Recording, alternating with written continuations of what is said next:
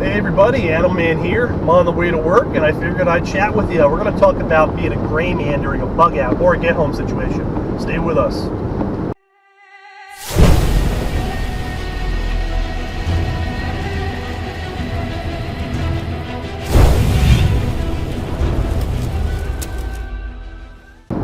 So, when I'm on the way to work, I love to rock out. Usually it's punk rock, and I'm listening to Bad Religion today.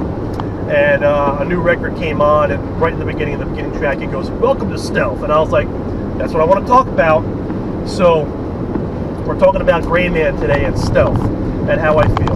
There's a lot of survival articles and also videos on YouTube about the Gray Man approach to survival, preparedness, bugging in, bugging out, using your get-home bag, that type of thing. And if you don't really know about this, what the whole idea is, the philosophy is that you don't want to be super high-speed tactical looking with Molly everything, camouflage everything, sidearm on you, a huge rifle, and this bag with all these different things and pots and pans dangling off of it. Not really pots and pans, but you get the picture. Because you stick out like a sore thumb. And in any of these situations, you want to be you don't want to stick out, and that's what's called the gray man. You want to be just like some dude, and if you pass through an area, 10 minutes later, people can't remember who the heck passed by or what you look like. That's the goal there, okay? To look as commonplace as possible. But it's tricky because it's very, very specific. If you're in the city, for example, even 3 or 4 blocks one way or the other, people might look totally different, dress a different way, have a different demeanor about them. So this is something that you have to practice situational awareness with, for sure. And you might have to have things with you to compensate for small changes to help you blend in. It's not just how you look. You may need to look like all covered in dirt.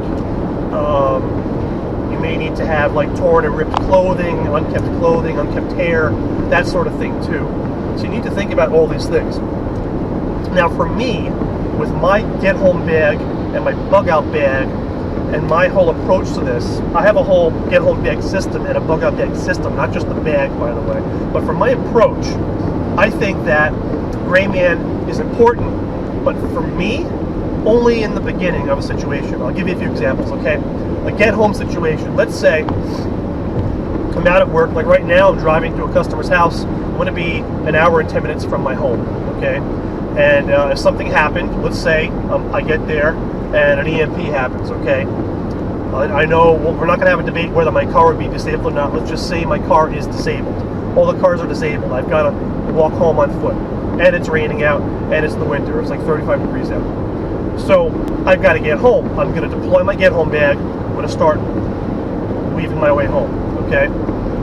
Where the town I'm going to now is kind of out in the middle of nowhere.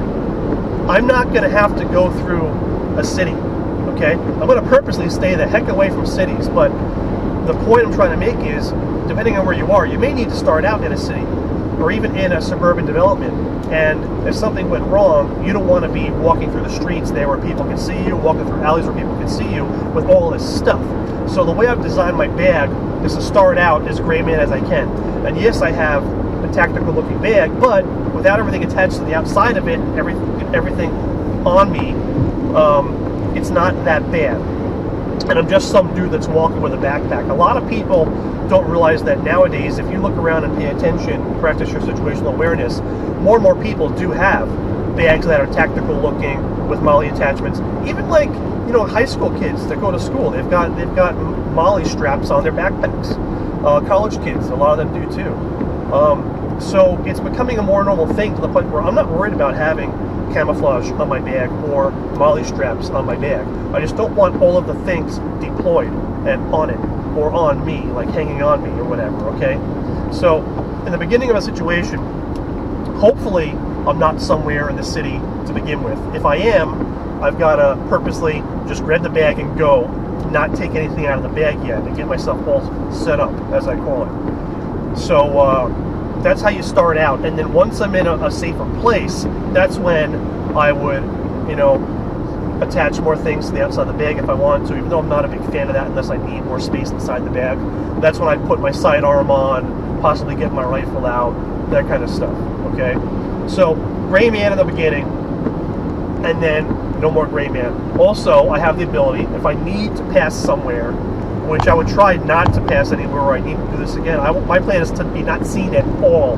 Once I'm out of immediate danger, I'm going to be following roads and following other main causeways, whether it's power lines, train tracks, what have you.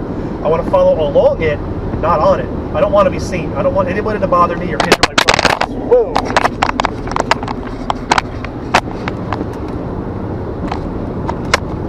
I don't want anybody to see me or confront me or hinder my progress. I don't want to get in a confrontation with anybody. I just want to get home. So just stay off the roads, all right? Yeah, it might take longer, but I think it's safer. It's a lot safer. So, but then I have the ability, if I need to become gray man again if I needed to pass through somewhere. If going around, like let's say I have to go around Boston, going totally around it, you know, all the way around it on a highway on 95, for example, may add so much time that I don't want to cut that far out. I don't want to go right through the middle of Boston, okay? But maybe I need to kind of go in kind of like the suburbs a little bit and save time. And in that case, I may need to become a little more gray man again. That's what I'm talking about. Same thing applies with a bug out situation. Let's say I've got to bug out. You need to have pre-planned bug out routes. And unless you need to, again, none of those should be through a city, guys. If you live Mountain Dew. There you go. Cheers. If you live in the city, bugging out's going to be a miserable experience anyway. It's going to be real tough.